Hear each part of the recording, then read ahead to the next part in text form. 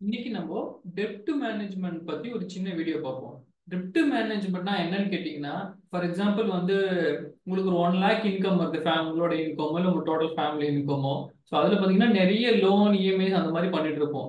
So யூஸ்வலாக as per standard பார்த்தீங்கன்னா total இன்கம்ல 40% மட்டும்தான் இஎம்ஐ பே பண்ணணும்னு சொல்றாங்க. ஸோ இன்கேஸ் உங்களுக்கு அதுக்கு மேல போச்சுன்னா என்ன ஆகும்னா, உங்களுக்கு நிறைய எக்ஸ்பென்ஸ் இருக்கும். குழந்தைங்களோட school fees, college fees, day to day convenience, maintenance, rent. So இது எல்லாமே இருந்துச்சு அப்படின்னா உங்களால எதுவுமே சேவ் பண்ண முடியாது. ஸோ என்கிட்ட வந்து நிறைய பேர் அதே சேம் கொஸ்டினை கேட்டிருக்காங்க. ஃபார் எக்ஸாம்பிள் வந்து நான் 1 லட்சம் சம்பாதிக்கிறேன், ஆனா என்னோட இன்கம் ஃபுல்லா பாத்தீங்கன்னா இஎம்ஐ பிளஸ் எக்ஸ்பென்ஸ்க்கே போயிருது. ஸோ என்னால எதுவுமே சேவ் பண்ண முடியல, அப்பனா என்ன பண்றது அப்படின்னு கேக்குறாங்க.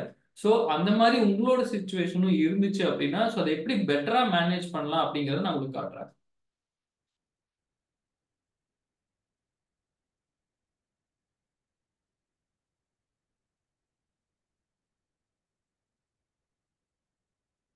ஃபார் எக்ஸாம்பிள் வந்து நீங்க ஒரு 50 lakhs வந்து இப்போ ஹோம் லோன் எடுக்கிறீங்கன்னு வைங்க. ஸோ நார்மலா வந்து பேங்க்லயே என்ன சஜஸ்ட் பண்றாங்கன்னா 20 இயர்ஸ் 25 இயர்ஸ் அந்த மாதிரி தான் சஜஸ்ட் பண்றாங்க.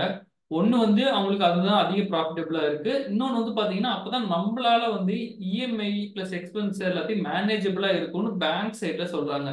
ஆனா நம்மள நிறைய பேர் என்ன பண்றோம்னா லோனை சீக்கிரம் க்ளோஸ் பண்ணணும், ஸோ அப்பதான் நான் வந்து ஃப்ரீ ஆக முடியும் அப்படின்னு நினைக்கிறீங்க. அது அந்த மென்டாலிட்டி கரெக்ட் தான். ஆனா அப்படி பண்ணும்போது என்ன ஆகும்னா உங்களால சேவ் பண்ண முடியாது, இன்வெஸ்ட் பண்ண முடியாது, ஸோ ரிட்டையர்மெண்ட்டுக்கு ப்ராப்பரா பிளான் பண்ணவே முடியாது. ஸோ அப்படி பண்ணும்போது என்ன ஆகுன்றதை நான் உங்களுக்கு காட்டுறேன். ஃபார் எக்ஸாம்பிள் வந்து பேங்க்ல 20 இயர்ஸ் சஜஸ்ட் பண்ணாலும் நான் வந்து 50 இயர்ஸ் தான் என்னோட லோன் போடுறேன். ஓகேங்களா? அதே மாதிரி இன்ட்ரெஸ்ட் ரேட் பார்த்தீங்கன்னா இப்போ அரௌண்ட் 9% இருக்கு. ஒரு சிலர் 8.75 அந்த மாதிரி கூட கொடுக்குறாங்க. ஓகேங்களா? ஸோ நான் வந்து இங்கே 9% எடுத்துக்கிறேன். அப்படி எடுக்கும்போது 50 lakhs லோன் போட்டிருக்கேன். 15 இயர்ஸ் 9% போட்டோம்னா என்னோட இன்ட்ரெஸ்ட் பார்த்தீங்கன்னா டோட்டலாக 41 lakhs பே பண்ணணும். ஸோ எல்லாமே சேர்த்து 91 lakhs பே பண்ணணும்.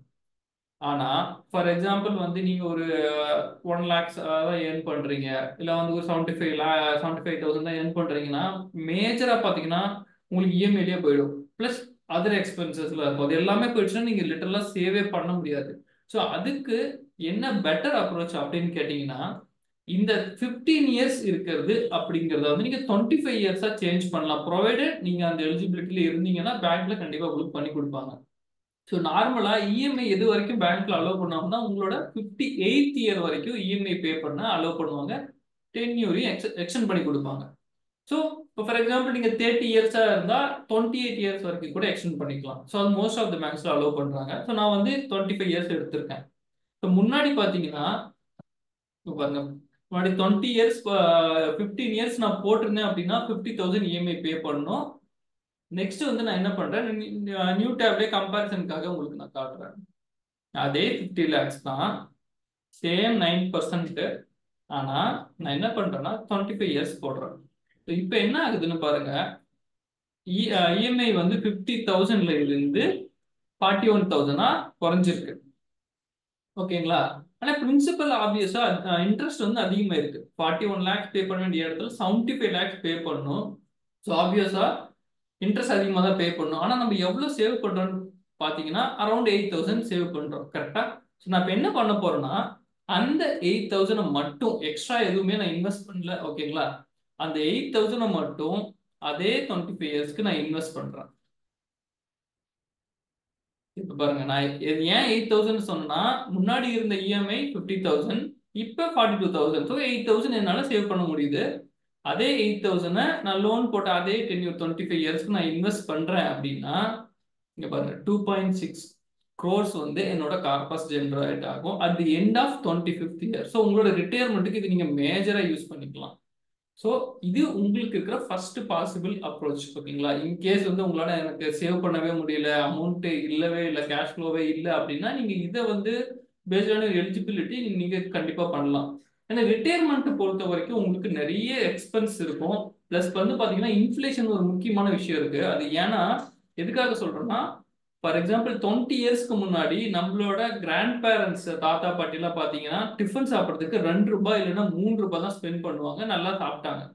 அதே டிஃபனை இப்போ நம்ம வாங்குறோம் அப்படின்னா 50 to 60 rupees அட்லீஸ்ட் ஆகுது. ஸோ வந்து வித்தின் 20 இயர்ஸ்ல பார்த்தீங்கன்னா இவ்வளோ பெரிய இன்க்ரீஸ் இருக்கு டியூ டு இன்ஃப்ளேஷன். ஸோ நீங்க அதே ஃபியூச்சர் யோசிச்சு பாருங்க. நம்ம ரிட்டையர் ஆனதுக்கு அப்புறம் 20 இயர்ஸ்க்கு அப்புறம் டிஃபன் சாப்பிடுவோம் அப்படின்னா அப்ப எவ்வளவு தேவைப்படணுன்றது நம்மளுக்கு கரெக்டா சொல்ல முடியாது. மேபி 400 இருக்கலாம், 500 இருக்கலாம், இல்ல 200 இருக்கலாம். ஆனா பாத்தீங்கன்னா மார்ஜினல் இன்க்ரீஸ் இருக்கு. ஸோ நம்ம இந்த ரிட்டையர்மெண்ட் ஸ்டேஜ்ல நம்ம கிட்ட ஒரு பெரிய கார்பஸ் இல்லைன்னா நம்ம சர்வே பண்ணவே முடியாது. So due to the medical அட்வான்ஸ்மெண்ட்லாம் இருக்கனால பாத்தீங்கன்னா இப்ப எல்லாம் 75, 80 இயர்ஸ் வரைக்கும் நிறைய பேர் சர்வே பண்றாங்க. ஏன்னா நிறைய மெடிசின்ஸ் இருக்கு அந்த மாதிரி. ஸோ அப்படி பார்க்கும்போது இந்த கார்பஸே உங்களுக்கு வந்து மினிமம் தான். இது ஸ்டில் நீங்க பாத்தீங்கன்னா பெரிய கார்பஸ் இருந்தா மட்டும்தான் உங்களோட ரிட்டையர்மெண்ட் லைஃப்பை மேனேஜ் பண்ண முடியும். அதுக்காக நீங்க கண்டிப்பா ரிட்டையர்மெண்ட்டுக்கு ஃபர்ஸ்ட் ப்ரையாரிட்டி கொடுங்க. முடிஞ்ச வரைக்கும் மேக்ஸிமம் சேவ் பண்ணுங்க. இது ஃபர்ஸ்ட். செகண்ட், ஒரு சிலர் கேட்கிற கொஸ்டின் வந்து இப்ப நான் வந்து ஃபார் எக்ஸாம்பிள் வந்து நான் இதே கேஸ்ல என்ன எடுத்துக்க போறேன்னா 10 lakhs நான் எடுத்துக்கிறேன். ஓகேங்களா? இப்போ இந்த 10 lakhs வந்து எனக்கு பெண்டிங் லோன் இருக்கு. இது வந்து நான் புது லோன் இல்லை, பெண்டிங் வந்து ஒரு 10 lakhs இருக்கு. நான் அதே இதை பே பண்ணிட்டு இருக்கேன். ஸோ வந்து எனக்கு ஒரு 10 lakhs சர்ப்ளஸ் கேஷ் இருக்கு. கார்பஸ் நான் வந்து மியூச்சுவல் ஃபண்ட்ஸ்லயோ சேவிங்ஸ்லயோ இல்லை யாரோ ஒரு போனஸ் சம்திங் வந்து 10 lakhs எக்ஸ்ட்ரா இருக்கு. ஸோ நான் என்ன நினைக்கிறேன்னா லோனை ப்ரீ க்ளோஸ் பண்ணிடலாம். ஃபுல்லா ப்ரீ க்ளோஸ் பண்ணிட்டா மென்டல் நான் வந்து ஃப்ரீ ஆயிடுவேன் அப்படின்னு நினைக்கிறேன். ஓகேங்களா? ஸோ அப்படி இன்கேஸ் ப்ரீக்ளோஸ் பண்ணாம நான் பே பண்ணனா 10 lakhs principal plus 15 lakhs interest சேர்த்து 25 lakhs எனக்கு டோட்டல் ஸ்பெண்ட். ஓகேங்களா? Total expense. அதே நான் என்ன சொல்றேன்னா இந்த 10 lakhs வந்து நான் இன்கேஸ் இன்வெஸ்ட் பண்றேன். இன்வெஸ்ட்னா லம்சமா பண்றேன். ஏன்னா எனிவேஸ் நீங்க லோனை ப்ரீக்ளோஸ் பண்ணணும்னா லம்சமா தான் பே பண்ண போறீங்க. ஸோ அதே 10 lakhs நான் சேம் 15%க்கு நான் என்ன பண்ண போறேன் 25 இயர்ஸ்க்கு. ஏன் 25 இயர்ஸ் இந்த மாதிரி போடுறேன்னா என்னோட லோன் டென்யூர் 25 இயர்ஸ் தான் இருக்கு. ஸோ நான் வந்து அதே 25 இயர்ஸ் போட்டு நம்ம முன்னாடி போட்டு அதே 15% நீங்கள் லாங் டேர்மில் பார்க்கும்போது மியூச்சுவல் ஃபண்ட்ஸில் மோஸ்ட் ப்ராபப்ளி வந்து 15% மினிமம் அச்சீவ் பண்ண முடியும். ஸோ இப்போ நான் அந்த 10 lakhs க்ளோஸ் பண்ணாமல் இன்வெஸ்ட் பண்ணியிருந்தேன்னா என்ன நடந்திருக்குன்னு பாருங்க. என்னோட பிரின்சிபல் டெபாசிட் பண்ணது 10 lakhs, corpus 3 crore, so total 3.3 crore. அதே நம்மளுக்கு தேவையான காசு எவ்வளோன்னு பார்த்தீங்கன்னா 25 lakhs தான். நான் லோனை வந்து இஎம்ஐ பே பண்ணிட்டே இருக்கேன். அந்த லம்சமை வந்து ப்ரீ க்ளோஸ் பண்ணாம இன்வெஸ்ட் பண்ணியிருக்கேன். மியூச்சுவல் ஃபண்ட்ல இன்வெஸ்ட் பண்ணிட்டு லோனை பே பண்ணிட்டே இருக்கேன். இஎம்ஐ பே பண்ணிட்டே இருக்கேன். டோட்டலாகவே 25 lakhs தான் நான் பே பண்ணியிருப்பேன். ஆனா at the end of 25 years பாருங்க என்னோட கார்பஸ் 3.2 crore. ஏன்னா நீங்க 10 lakhs இன்வெஸ்ட் பண்ணிட்டு அதுக்கு 25 இயர்ஸ் வந்து காம்பவுண்ட் ஆகிறதுக்கு டைம் கொடுத்துருக்கீங்க. ஸோ அப்படி கொடுத்தனால மட்டும் உங்களால பார்த்தீங்கன்னா 3. இதே நீங்க யோசிச்சு பாருங்க. நீங்க ப்ரீ க்ளோஸ் பண்ணிருக்கீங்க, ஃபுல்லா ப்ரீ க்ளோஸ் பண்ணிட்டீங்கன்னா அந்த இன்வெஸ்ட்மெண்ட் ஆப்பர்ச்சுனிட்டி ஃபுல்லா போச்சு உங்களுக்கு. அதுக்கப்புறமேல நீங்க வந்து மந்த்லி சேவ் பண்ணுவீங்க, எஸ்ஐபி பண்ணுவீங்க, இல்லை பண்ணாம கூட அதையும் செலவு பண்ணிடலாம். ஸோ அந்த மாதிரி பண்ணும்போது உங்களுக்கு சேவிங்ஸ் இருக்காது. ப்ளஸ் நீங்க சேவ் பண்ணாலும் பார்த்தீங்கன்னா ஒழுங்கா ப்ராப்பரா பண்ணலன்னா இந்த கார்பஸை அச்சீவ் பண்ண முடியாது. ஸோ இன்கேஸ் உங்களால வந்து இஎம்ஐ போக சேவ் பண்ண முடியலன்னா உங்களுக்கு இருக்கிறது ஒரே ஆப்ஷன் பார்த்தீங்கன்னா டென்யூரை இன்க்ரீஸ் பண்ணுங்க. நான் காமிச்ச மாதிரி 15 இயர்ஸ்ல இருந்து 25 இயர்ஸை மாத்திட்டு மீதி இருக்க ஃபண்ட்ஸை இன்வெஸ்ட் பண்ணலாம். அதே வந்து எதனா ஒரு 5 lakhs 10 lakhs அந்த மாதிரி லம்சமா உங்களுக்கு கையில கிடைக்கும் போது ப்ரீ க்ளோஸ் பண்ணாம இன்வெஸ்ட் பண்ணீங்கன்னா நீங்க இஎம்ஐயும் மேனேஜ் பண்ணலாம். பிளஸ் உங்களோட ரிட்டையர்மெண்ட்லயும் ஒரு ஆஃப் பார்ட் அது அட்லீஸ்ட் வந்து நீங்க டேக் கேர் பண்ணிக்கலாம். ஸோ இந்த மாதிரி ஃபைனான்சியல் டிசிஷன்ஸை கரெக்டாக கால்குலேட் பண்ணி பண்ணுங்க. இல்லை ஒரு ஃபைனான்சியல் அட்வைசர்கிட்ட போய் செக் பண்ணிட்டு அதுக்கப்புறம் பண்ணுங்க. உங்களுக்கு ஏதாவது கிளாரிஃபிகேஷன்ஸ் இருந்தால் எங்கிட்ட ரீச் அவுட் பண்ணுங்க. நான் டெஃபினட்டா உங்களுக்கு ஹெல்ப் பண்ணுறேன்.